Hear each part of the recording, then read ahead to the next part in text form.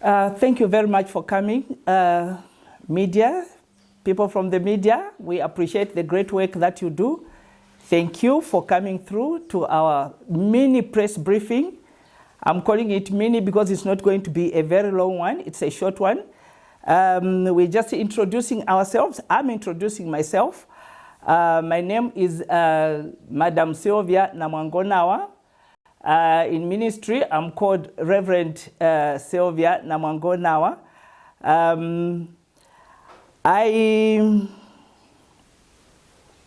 I have worked with MMD, and I was the last chairperson mobilization for MMD.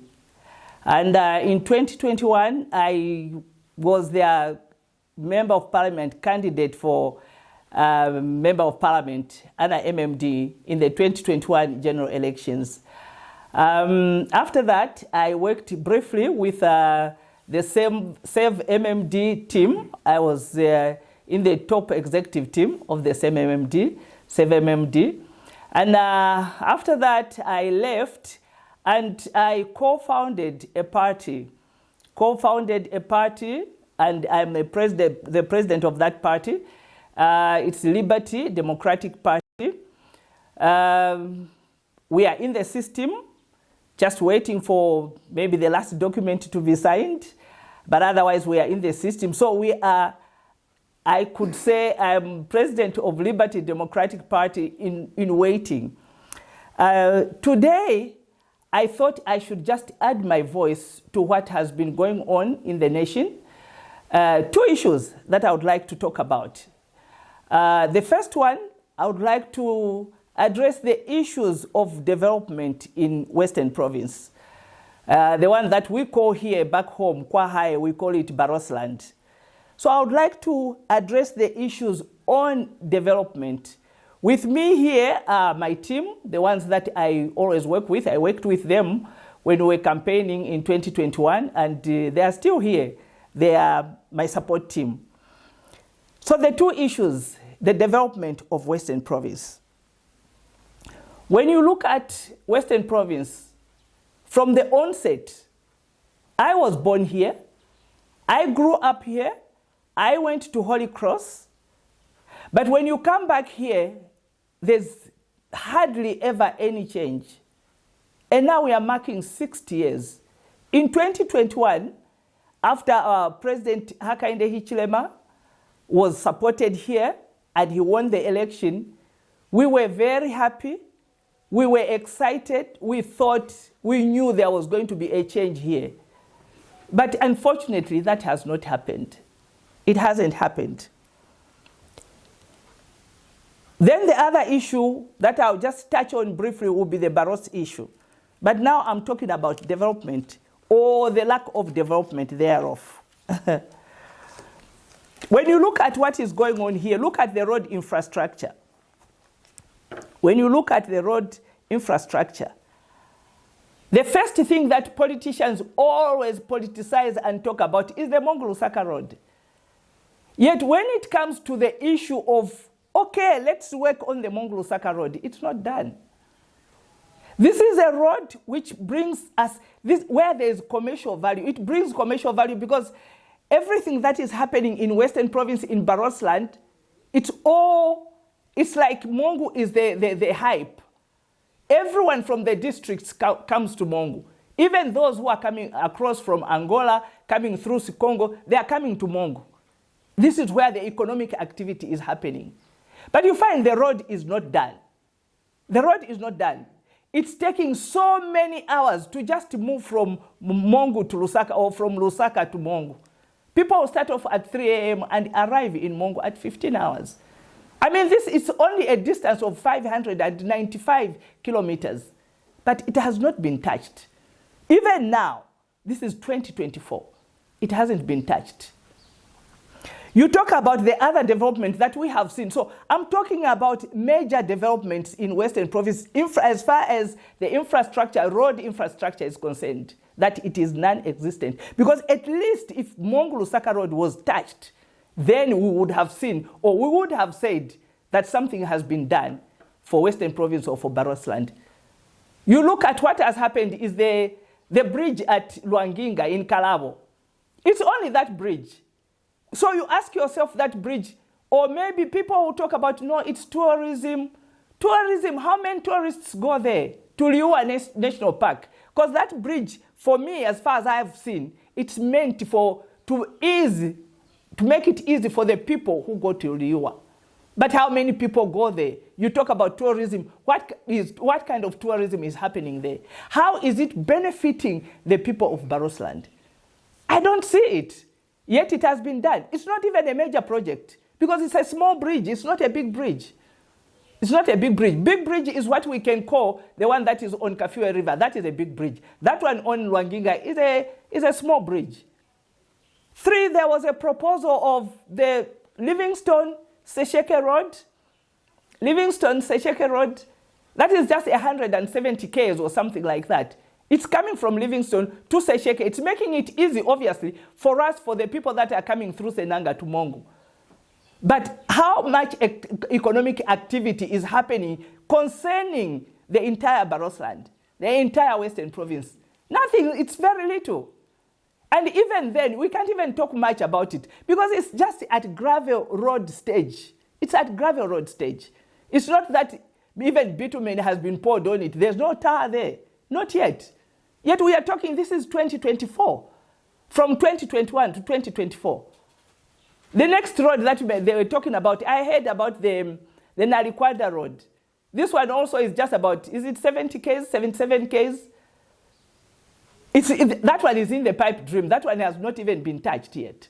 So when I talk about the infrastructure on roads, and when you go to Senanga, the Senanga road needs refurbishment. There are literally no roads here in Western Province. Even just here in the townships where we are living, even just to have a gravel road, there's nothing. There's nothing. These are the things that we want to see happening here as well. Much as they are happening elsewhere in Zambia, we want to see them happening in Barotseland in Western Province, but then they are not happening. The Monguli-Mulunga Road, that is just 4.6 kilometers. It's a very short distance. And obviously that one should have been on, that one should be well maintained all the time because it is the road that is leading to the palace, to the king's palace. So it should be maintained all the time. 2 roads that should be maintained, should have been the first priority, is the Monguli-Mulunga Road and the Mongu-Lusaka Road. But look at the Mongu-Lusaka Road. Nothing has been done. Nothing has been done. I'm talking about the development or the lack of development in Western Province. And you see, these are the issues that make people that is destabilizing the people in Western Province. It's no wonder they complain. They will complain, yes, because they are looking at it. We gave 100% vote. But when it comes to, let's see, the action on development, there's nothing happening. There's nothing happening. The other thing that I want to talk about is sports. It looks like in Western Province or in Barotseland, there's no activity of sports that ever happens. Because we don't see it. Even in the national team, you won't see even one boy, even one young boy. Even for the girls, the Copper Queens, not even one girl. Does it mean that in Western Province or in Barotseland, there are no boys and girls who can play soccer? They are definitely there. But why are they not in the picture? This is why we say we are marginalized. For how long? 60 years down the road, we are still talking about the same thing. Things need to change. When we voted in the UPND government, knowing that President HH was our Mbuya, and we were working with him and we loved him, we thought things were going to change. But Mr. President, nothing has changed here. Nothing has changed. And when we complain or when we air our concerns, you become very harsh on us. You become very harsh on us. You actually kick us in the faces. That is not correct. We are just voicing the concerns of things that have not been done, of things that we expected or we thought were going to happen with you sitting in that chair. Let's look at health. You look at health. We don't even have a general hospital. You call Lewanika, you say Lewanika is a general hospital. Lewanika is not a general hospital.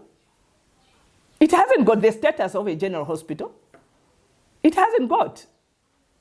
So you may call it by name, word, but status, power of a general hospital, it doesn't have.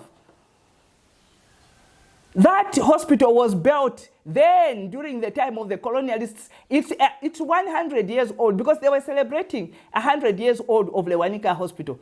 It was meant to be a zone hospital. That's what it was. Zone hospital. As in a Matero, you know, in Matero, there's a zone hospital. All those zone hospitals that are there, you go to Chilenge, you go to Matero, they are there. But when you look at even just the infrastructure of those zone hospitals, they're called zone hospitals in Lusaka, in Matero, and in Chilenge. They are much better than what you are seeing here about Lewanika General Hospital. That's not a hospital. That is a clinic. We waited. We thought by the time President HH sits in that chair, at least there's going to be an improvement. How are people going to manage? How are people going to manage to be referred to UTH all the time? With the expenses of transportation, just with the expense of the general cost of living, how do you manage to be referred from Lewanika all the time to go to UTH? No one can afford that. We need a general hospital in Mongu. This is a provincial headquarters. We need a general hospital here. That Lewanika hospital is a zone hospital. It is a clinic. It is a clinic. When you go to other provinces and you see their general hospitals, you see it looks like a general hospital. When you have a clinic, you don't even have the right personnel for a general hospital. Why? Because even just the infrastructure tells you everything. Are you going to have the right equipment when you have an infrastructure which is so small? No. Other departments will not be functional. They won't be functional. So there is need for a general hospital here. These are the big projects that we are talking about. At least even if one of them had happened, we would have clapped and said, thank you for a job well done. But alas, there is nothing. There is nothing. Even as old as it is, it needs to be refurbished. When you pass there, you can't even see a sign of this is a hospital. It's just little buildings all over the shore, and all of them left by the colonialists. Maybe the colonialists even did a better job than what we are doing right now. Education. Western Province used to be on the top slot when it came to grade 12 results. It used to be on the top slot as number one. Today, when you look at the list, we are at the bottom. So you ask yourself, why are we at the bottom? It's very clear. Why are we at the bottom? It's because even infrastructure on education, on schools, it has been neglected. While we are seeing schools elsewhere, they are being refurbished. Here, there's nothing. Here, there's nothing. When you go to Holy Cross, you still call it Holy Cross Girls Secondary School. It's a shadow of what it used to be. I went to Holy Cross myself, so I know what I'm talking about. It's a shadow of what it used to be. First of all, it was broken that it should not be a boarding school. So if it's not a boarding school, then what you are doing is you are disadvantaging the girls that are in Barotseland, that are in Western Province, to get a good education. Because when we were there, the idea of those missionaries was they were picking creme de la creme of girls, those who passed very well. They were coming from all over. Girls were coming from Sesheke, from Lukulu, from Kaoma, from here in Mongu, Senanga. We were all a mix. All of us were a mix. Those missionaries were preparing us to be future leaders. That's what they were doing. But when it's broken and it is no longer a boarding school, what will happen to the girls who are far back in Shangombo? They pass well, but they are not able to come and get a better education. What will happen? That's why we are now on the last. We are number last. The last ones on the list. Because our education system has been broken. Look at St. John's. It was producing creme de la creme. There's no boarding school there. Look at Kambule. It was also producing the same, but there's no boarding school there. So what are you doing? Disabling Barotseland, disabling Western Province. And what we are saying is we need those schools to be refurbished, to be top-notch, to be state-of-the-art, just like, Mr. President, you are wanting to build some in Pemba, top-notch, state-of-the-art. We also want them here. We're talking about development. That is our cry. There's no development here, and we have the right to speak and to say we need development here. We have the right. We have the right, Mr. President. We gave you 100% vote. What we expected from you was at least, in the very least, even 50% attention. Even 50% attention. But the disappointing thing is that when we express our concerns, you kick us in the face and you start sending jets. Suddenly there are jets all over in Mongu. We wondered, what is going on here? What is going on here? Suddenly we are hearing, don't move around in the evening. There are police that have been released and soldiers. Mr. President, we never expected that you'd react like that to us, especially us, and you being our Mbuya. We never expected that you'd react like that. But that's what has happened. We need schools to improve. Let's talk about colleges. 60 years after independence, Barotseland Western Province hasn't got not even a single college. Tertiary education, nil. University, nothing. How can we keep quiet? In fact, we are done keeping quiet. We will not keep quiet anymore. We don't have colleges here. You look at what is going on there at Lewanika. That is missionary work. It's the missionaries who started that. You look at what is going on at Malengwa. Even when I was at Holy Cross, that college was there at Malengwa. But it was all missionary work. So where is the government? Where is the government's play? Where is the government's part in building those colleges, in building those universities? Where is it? It's not there. That's why we are complaining. We have no nursing schools here. Other provinces have nursing schools which get improved all the time, but we don't have any here. Other provinces have teachers training colleges which are at the university level where they are offering degrees, offering high diplomas. We don't have anything like that here. What you have is Malengwa. No, don't talk about Malengwa. That is for the missionaries. They are the ones who started it. They are the ones who started it. We don't have anything like that here. What the small nursing school that is in Senanga.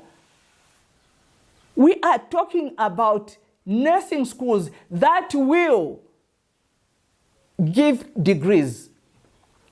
That will give degrees.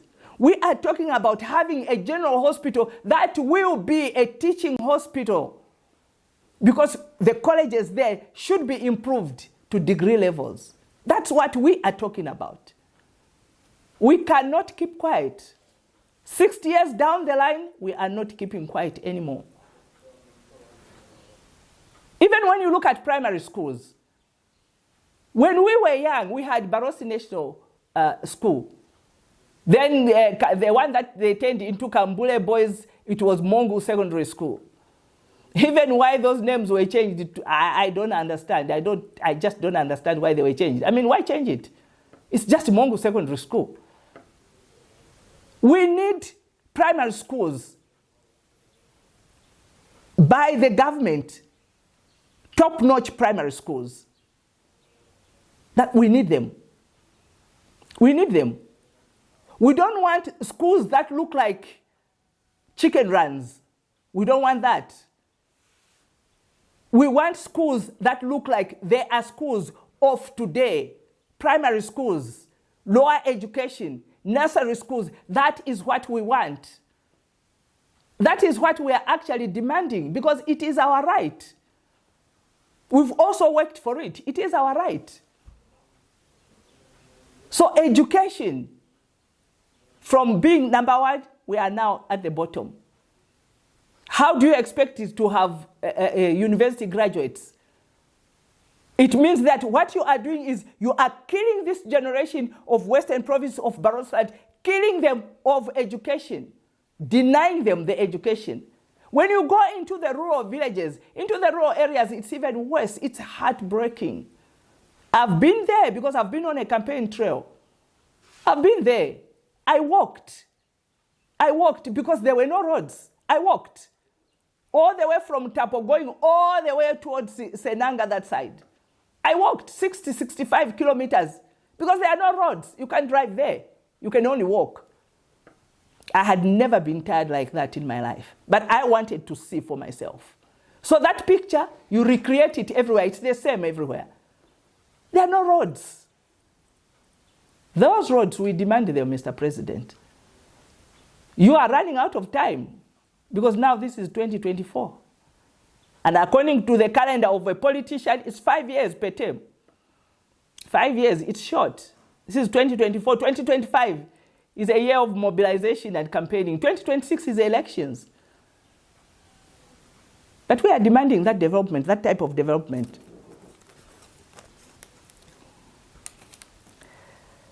When we talk about sports, the last time we heard about a stadium was when Mr. Sata was, may his soul rest in peace, when President Sata was still alive. But that so-called stadium is just bush. It's still bush up to today.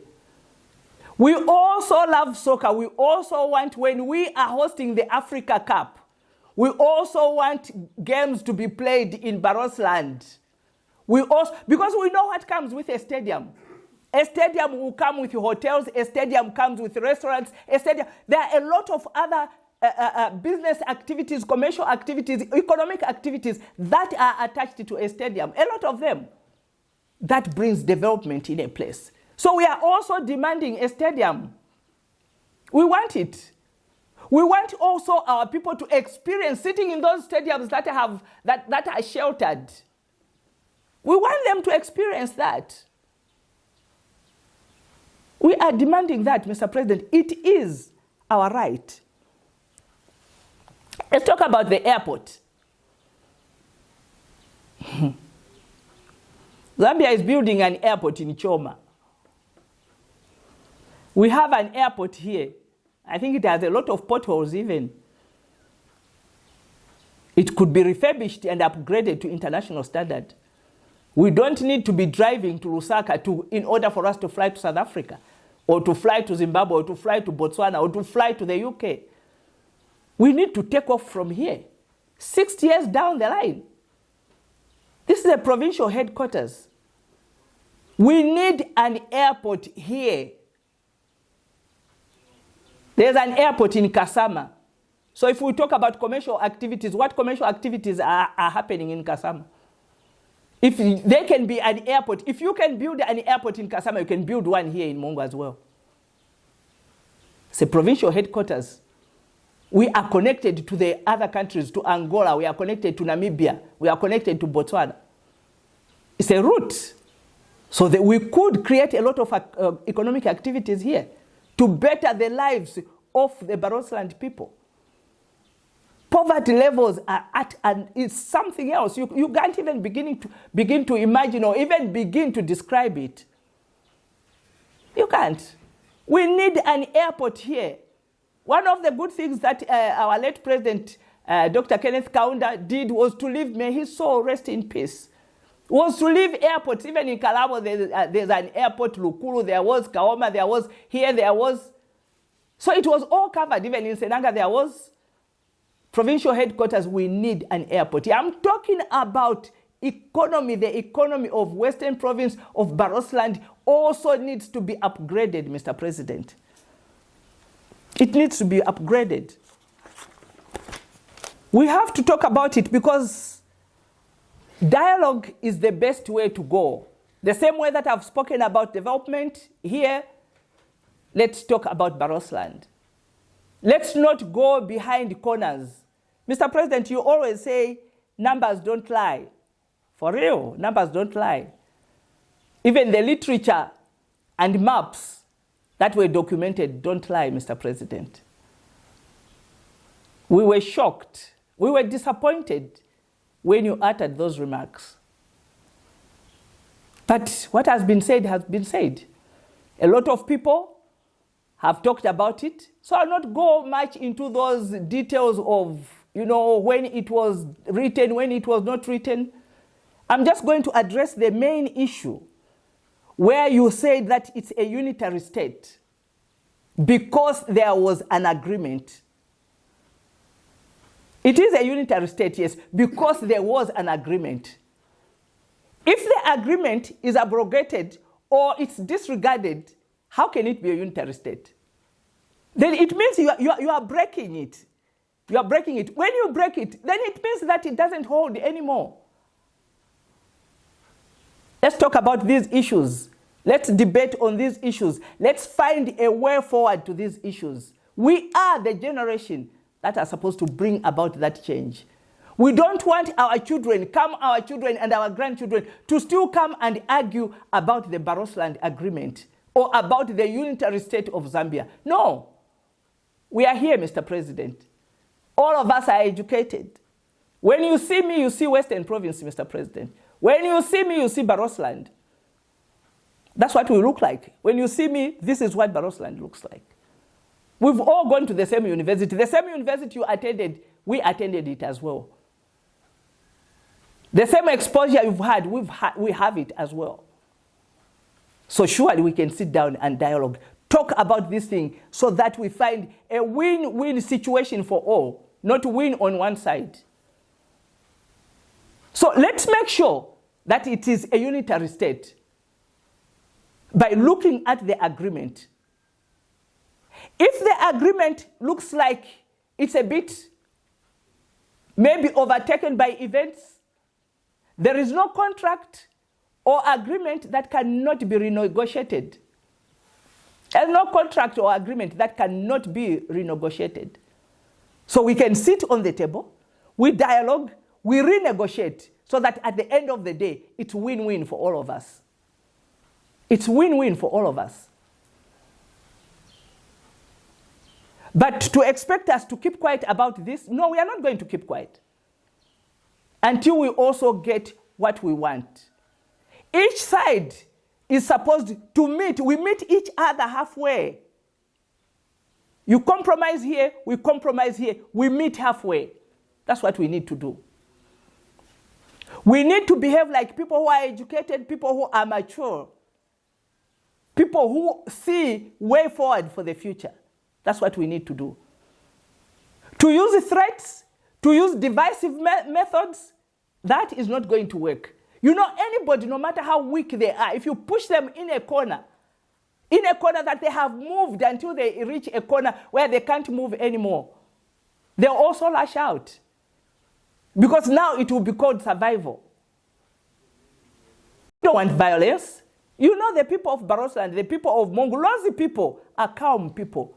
And they are very respectful people. For us, when we hear people shouting at old people and all those insults flying around, it shocks us to the core. We get shocked. Because that's not the way we were brought up. We are cultured. We are traditional people. We are very respectful. Others look at that and think it's our weakness. We are not weak. That is our strength. That is our strength. When you threaten us, you don't scare us. You're adding more to the resolve that we want a way forward, that we want a win-win situation. We don't scare easily. We don't. We keep quiet to see, let's try to resolve issues amicably. Let's resolve them to a point where we will not come back to talk about this issue again. In the past, it has been a situation of back and forth. No, not this time. Not this time. This is a new caliber of leadership, political leadership that has emerged in Western Province, and we are not going to do a back and forth. We are going to resolve this matter once and for all. Win-win for everybody.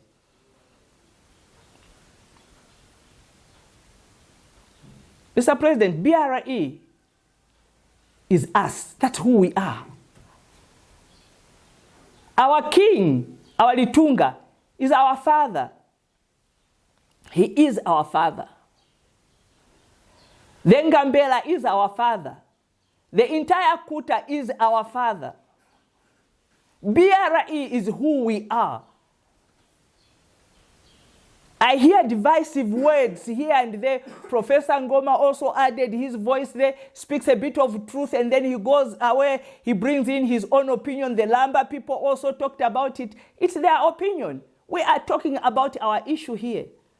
A lot of people have added their voices. It's their opinion. We're talking about our issue here.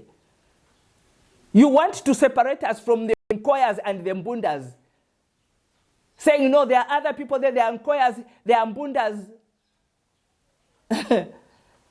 You don't know that some of us have Nkoya blood in us. So you can't be saying, no, you are Lozi, you are Nkoya. No. We have Nkoya blood also, even if we didn't grow up that side. One of our forefathers married a Nkoya woman. When I asked my mother why, she said she was a very beautiful woman, and her grandfather just said, we need to bring that beauty into the family. We are all intertwined. We are interlinked. Talk about Nkoyas and Buddhas. You don't know they are part of BRE. For those that don't know, you should know today. They are part of BRE. You can't separate us. We are one people. We are all Lozis. That's why we are in Barotseland. Whether you are Kwangwa, you are what, nothing. We are all Lozis and we are all intertwined. And we are all linked to BRE.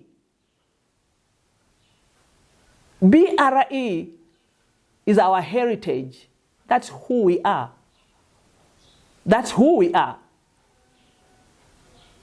UNESCO want to come in and turn our plain, our Barotseland, our plain, into a World Heritage Site. You can't do that. That is a site, it's a burial site for our kings, burial site for our chiefs, burial site for our forefathers, for our ancestors. You can't come and turn it into a World Heritage Site. The plain is our identity. You take that away from us, we cease to be Lozis. We are Lozis, we are people of the water. You strip us of our identity. We will not allow that. We will not allow that. When you disrespect BRE, you disrespect our Litunga, then you are kicking us. And when you kick us, we'll stand up. A truck comes in and just rams into the gate. Ha! Even if it's not knowing where to turn, was that the only space where he would have turned? To us, that is disrespect of the highest order. I've said before that we are Lozi people. We are very respectful people. We are not here for violence. We are here to dialogue. We are here to dialogue. You want a unitary state? Recognize the agreement, the Barotseland 1964 agreement. If it has been overtaken by events, let's renegotiate. But let's talk. You sent 3 teams when this issue started. 3 teams. The first one was Mr. Nyambe, who's the chief of office of the president. And he came to talk about dialogue, and we didn't see any dialogue. The next team was Honorable Msokotwane, Honorable Mirupi, Honorable Sasa. They came to talk about, no, we'll bring development. Development in the 1 year that is remaining before the next elections. Because you don't know whether you are going to win the next election. So we are looking and talking about the time, in real time, where we are at, what is it that we can achieve? That's what we are looking at. How can somebody talk about development 1 year, even if you decide to start doing the Mongu Lusaka Road, in 1 year it won't finish. Those are big projects, it won't finish. Even if you say, I'm going to start building a university, it won't finish in 1 year. Then the third team that comes in is Honorable Muti, Nelly, my sister. We were together at Holy Cross to come and talk about amending the Constitution. How long does it take to amend a Constitution? If even just a party constitution, to amend it according to the Constitution of MMD where I came from, it could only be amended at the convention. And the convention only happens once in 5 years, because that's the only time that all the delegates throughout the country will meet. And then it has to be debated. That takes years. That takes years. So remarks like, we will do development in 1 year, no, we'll dialogue and then there's no dialogue, no, we'll amend the... That is clear. That is an insult to our intelligence. I mean, those remarks are insulting to our intelligence. I've said we are intelligent people. We are intelligent people. We are calm. We are respectful. That is our strength. But that kind of behavior, thinking that we will keep quiet after 60 years, we cannot be lied to anymore. You see, the Barotseland Agreement, I could not understand it. I was young, but now with all this information we are privy to, I was able to go into research. Even when some people come up and say, no, the Losses did it to themselves, they are the ones that agreed to that, it was a new era. Everyone was excited about independence. But I'm sure they realized when they got into parliament, even if you say we are taking it to parliament, that it's an act of parliament, surely there were only 25 MPs under UNIP in 1964. And you had a total of 81 under UNIP in 1964. One was an independent candidate. You had 23 from ANC and 5 nominated. All those figures, you add them together. Even if the 25 MPs voted against that, the repealing of that, the agreement, they would have lost it before they even went to the election. You say, Mr. President, you always say, numbers don't lie. For real, they don't lie. Literature, maps, history doesn't lie also, Mr. President, because it is in black and white. What happened there, some are blaming, no, it is your Litunga Manawina 3 who signed the agreement. May our forefather rest in peace. He signed in good faith. But unfortunately, our father, KK, had a hidden agenda. His agenda was to disable Barotseland, to finish it off. And all that, to imagine that all that happened in Parliament, the highest body, legislative body that makes laws. Let's not take that kind of spirit to Parliament.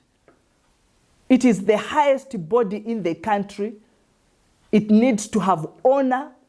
It needs to have respect for the people that it represents. And it needs to be honest.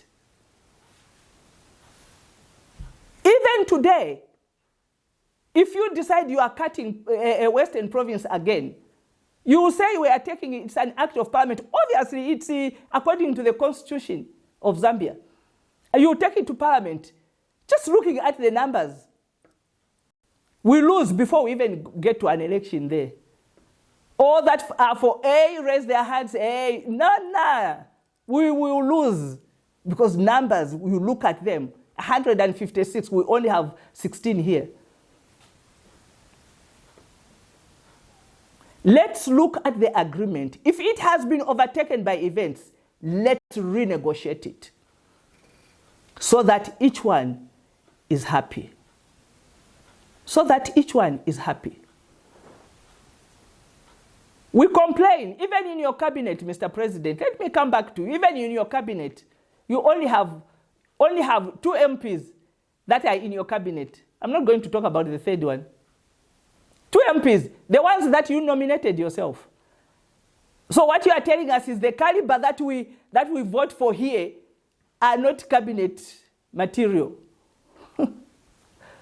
So if they are not cabinet material, things are discussed in the cabinet, then where are we going to find the voice that is going to speak for us? Anybody that you have nominated cannot speak against you, because if they do, they are fired.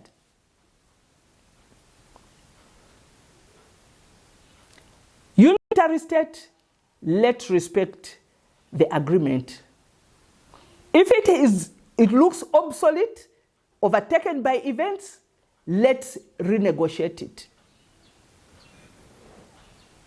Let me come back to, I just want to make it clear that please don't start the divisive tactics dividing the Lozi people and the BRE, because we are one. That one will not work. We are one. In my early statement, I said that I'm president of Liberty Democratic Party. In waiting, I mentioned in waiting because I don't see why my paperwork you have not finished signing, the officers that are supposed to sign. I'm addressing you now. 2 other parties have come after us and they have been cleared. Every department there has cleared us except for one. So the one who knows that they are supposed to sign, we are asking that you can do your job and clear us. This is Liberty Democratic Party. Was it because we said our party headquarters would be in Western Province? I clearly stated our party headquarters is going to be in Mongu, in Western Province. I hope that is not the reason why you are not signing that paper, sir. I had my own reasons for bringing it here, so that the Lozi people also can have something that they call their own, which is right in their midst, where they feel relevant, where they feel appreciated. That's why I did that. And with that, I come to the end of my press briefing. Unless there are questions, if there are questions, please ask. Yes, you've tackled a number of issues. And, one particular issue I want to bring to your attention is the dialogue from Radio Research and a reporter. Yes, you've tackled the issue of dialogue, and dialogue has been there since the First Republic. Like you've alluded to the fact that under the new Dawn governments, there are 3 teams that came to the province, but we seem not to have a direction. So what could be your alternative on this particular issue? We've tried dialogue, we've tried to engage those MPs that are appointed in authority, let's say the cabinet, but we are not. It has been dialogue that is between the government and BRE. This time around, the change that should happen is that there should be dialogue. BRE are the people. There must be independent representatives. There must be politicians like me being in those meetings. Because I am the mouthpiece of the people. People cannot stand up and talk, but I can speak on their behalf. I can speak on behalf of BRE, because BRE are not politicians. So there are certain things they will not be able to speak, but I can speak about those. The people, I hear them talking, I can speak on their behalf, and any other body, I can speak on their behalf. If we are dialoguing, we should have, it must be from a cross-section. It cannot just be BRE and government. We look at our MPs. You can't expect our MPs to say anything. They are actually between a rock and a hard place. Why? Because one, the MPs belong to a party. According to party constitution, a party is very, very strong. Immediately you go against the party policies, you will be suspended or you can be expelled from the party. So that is their fear. So they cannot be, they cannot be in their dialoguing. They won't say anything. They will not be true. Even if you are saying that they are representing the people, you can see already their reactions even now. They are not representing the people. They are representing the parties where they are coming from because they are afraid you go against party policies. In this case, if you are going to speak against UPND, if you are, because most of our MPs are UPND. If you are going to speak against UPND, it means you are speaking against the president because he is your party president. You speak against the party president, the Secretary General will discipline you. Even the Constitution, that same disciplinary committee will discipline you.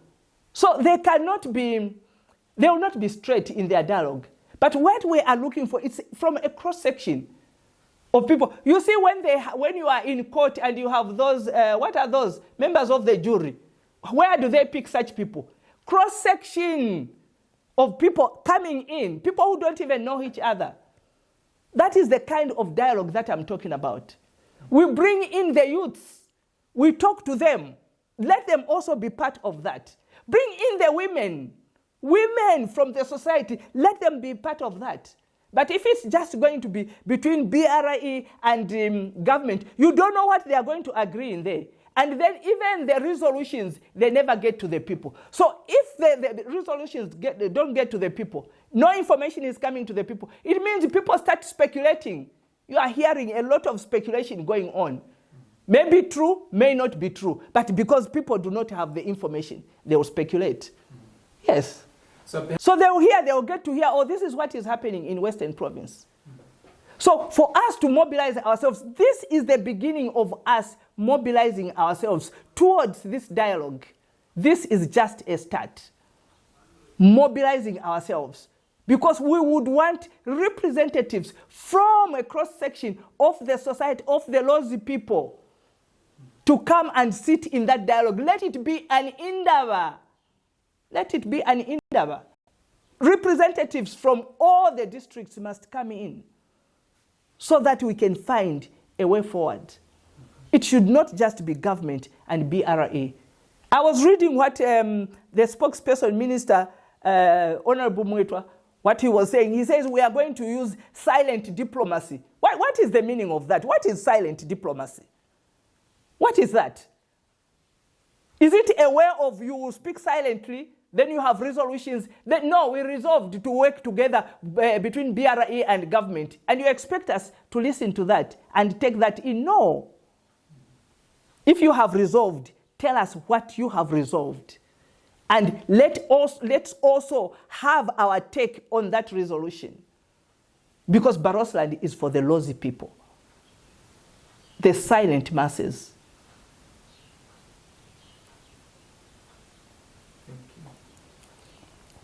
Any more questions? Nothing? You talked about Mongu Road. Mm-hmm. So according to the government and the budget for 2024, they highlighted that they have already invited bidders for the road. So in your statement, you said there is nothing that the government is doing. So how do you regard that? Being put in the budget and inviting bidders. How many times has that happened? How many times has that happened? Over and over and over. That's just a way of shutting us up. That's just a way of shutting us up. Because you can't talk about bidding or putting it in the budget of 2024 and that you are inviting bidders. I've told you, politics is 5 years. 2024, you are bringing in bidders to come and do what? Start work in 2025. 2025 is time to mobilize and time to campaign. That's what it is. Nobody will be interested in doing roads. There are politicians, what they want is to retain the office. They want. That is just a way of making us keep quiet. That's why we are saying there is nothing that you are doing unless we see you on the ground. There's nothing that you are doing. We can't accept that. 2024, then they will tell us, oh, it's in the budget, but there is no money yet. You know those statements, eh? Yes. They are politicians, that's how they work. No, it's already on the list. It's just that there's no money yet. What if there's no money for the next 3 years? It's just a way of keeping us quiet. And we are saying no to that. We've waited for 60 years. No. No. So quickly, your reaction on the sustainability of Liberty Democratic Party in the wake of impasse surrounding the Barotseland. Are you seeing future in this party? In fact, Liberty Democratic Party is very well positioned right now. We are very strategic. Because with the impasse or no impasse, you know how politicians are. Didn't you see them coming for the Komboka trying to fundraise? Didn't you see an influx of them coming in? All they are looking for are votes. We are strategically positioned here. I can tell you every alliance that is coming from Zambia would want to be aligned with us as well. Because we are the ones that are in Western Province. We are the ones that are speaking on behalf of the Lozi people. I can rest assure you, even UPND will approach us that come in an alliance with us. Because we are speaking on behalf of the people. And right now, UPND here in Barotseland, people are complaining. I don't need to say anything.